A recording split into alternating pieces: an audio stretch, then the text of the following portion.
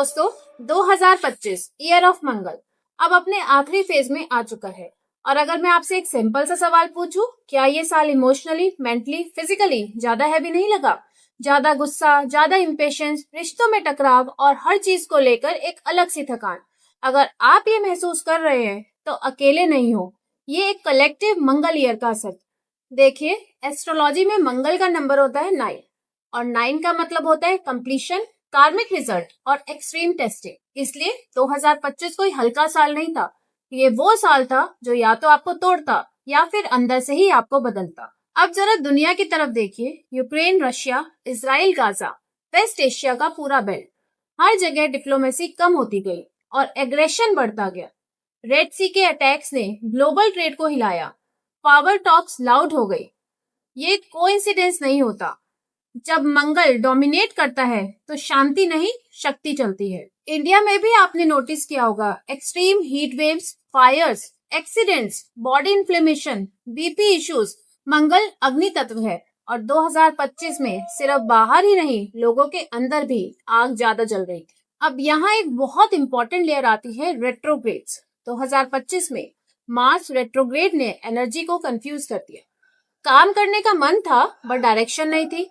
Mercury ने बातों में उलझा दिया। वीनस ने रिलेशनशिप के टेस्ट लिए। सैटर्न, प्लूटो ने पुराने कार्मिक इश्यूज वापस ला दिए। इसलिए बहुत लोग कह रहे थे, मैं ट्राई तो कर रहा हूँ पर चीजें अटकी हुई क्यों लग रही है। जैसे ये सब काफी नहीं था। 2025 के लास्ट फेज में 3 सुपर मून्स आए। सुपर मून का काम होता है जो ऑलरेडी चल रहा है उसे और तेज कर देना। गुस्सा था तो और भड़काना, क्लैरिटी थी तो ब्रेक थ्रू आए। इसीलिए ये लास्ट फेज इग्नोर करने का नहीं, अलाइन करने का है। अब एस्ट्रोलॉजिकल पॉइंट ऑफ व्यू से समझते हैं। आइए जानते हैं ये साल किन राशियों का अच्छा रहा। मेष, वृश्चिक, सिंह। इन लोगों के लिए साल एनर्जेटिक रहा पर थकाने वाला रहा। किन राशियों के लिए ये बुरा रहा? कर्क, मीन, तुला, वृश्चिक। इमोशनल एंगर का इश्यू आया, डिलेस, रिलेशनशिप इश्यूज आए, यही ज्यादा दिखे। इसलिए आज हर कोई कह रहा है मैं थक गया हूँ पर वजह समझ नहीं आ रही है। अब थोड़ा ध्यान से सुनना क्योंकि यह चीज आपने खुद महसूस की होगी। फायर साइंस, मेष, धनु ओवरड्राइव में चले गए। वाटर साइंस, कर्क, वृश्चिक, मीन इमोशनली एग्रेसिव हो गए, बाहर से शांत पर अंदर से गुस्सा। मून, वीक वालों को एंजाइटी, नींद की प्रॉब्लम। सन, वीक वालों को कॉन्फिडेंस और अथॉरिटी इश्यूज आने शुरू हो गए। इसीलिए मैं हमेशा कहती हूँ, ईयर ऑफ मंगल हर किसी को अलग तरीके से टेस्ट करता है। अब यहाँ से बात बदलती है। 2026 सूर्य का साल। सूर्य क्लैरिटी देता है, पहचान देता है, अथॉरिटी देता है, पर सूर्य तभी शाइन करता है जब मंगल डिसिप्लिन हो। आइए अब मंगल के उपाय जानते हैं। जिनका मंगल स्ट्रांग है उनके लिए ये उपाय ग्रोथ के लिए है। रोज सुबह सूर्य को मीठा जल यानी चीनी या गुड़ मिलाकर अर्पण करें। अगले 11 दिन मंदिर में पताशे चढ़ाएं। इससे मंगल, बुध और आपका शनि तीनों ही शांत होते हैं। 5 मंगलवार हनुमान जी को चोला और 7 मंगलवार लाल फूल। स्ट्रॉन्ग मंगल को प्रोडक्टिव बनाना जरूरी होता है। आइए अब जानते हैं वीक मंगल के कुछ उपाय। जहाँ गुस्सा ज्यादा हो, एक्सीडेंट्स हो, डिलेज हो, फाइट्स हो, वहां मंगल को शांत करना बहुत जरूरी होता है। हर मंगलवार 5 बूंदी के लड्डू भोग के बाद हनुमान जी के राइट पैर के अंगूठे का सिंदूर माथे पर उपाय के रूप में लगाएं। 7 मंगलवार बंदरों को गुड़ और चना रोज हनुमान चालीसा का पाठ करें।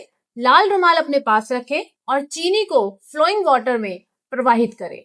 गुस्सा और ब्लॉकेज दोनों निकलते हैं। मांगलिक लोगों के लिए 2025 बहुत हैवी रहा। जिनकी कुंडली में मांगलिक दोष है और जिनकी शादी इस वजह से नहीं हो पा रही है, वो रोज पार्वती स्तोत्र का पाठ करें।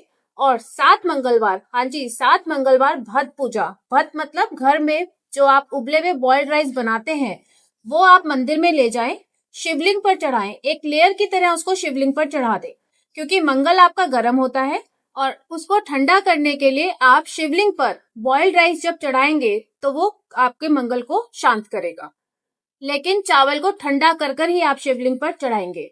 मंगल 2025 खत्म हो रहा है, इससे पहले अपने आप को रिचार्ज जरूर करें। और एक बात याद रखें, कोई भी रत्न या मेटल कुंडली दिखाए बिना मत पहनिए। स्क्रीन पर दिए गए व्हाट्सएप नंबर पर मैसेज करें और 15 साल से ज्यादा अनुभवी लाल किताब वैदिक एस्ट्रोलॉजी वास्तु और एनर्जी हीलिंग एक्सपर्ट से कंसल्ट करें। एस्ट्रो सदगुरु मंत्रा वो प्लेटफॉर्म है जहां पर आपको 15 साल से भी अनुभवी एस्ट्रोलॉजर्स मिलेंगे। यहाँ पर कोई एआई नहीं है।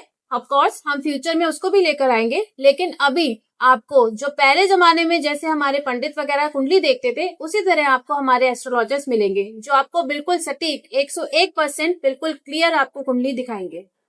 2026 सूर्य साल तैयार लोगों का रिवॉर्ड करता है। हम आप लोगों को तैयार करेंगे।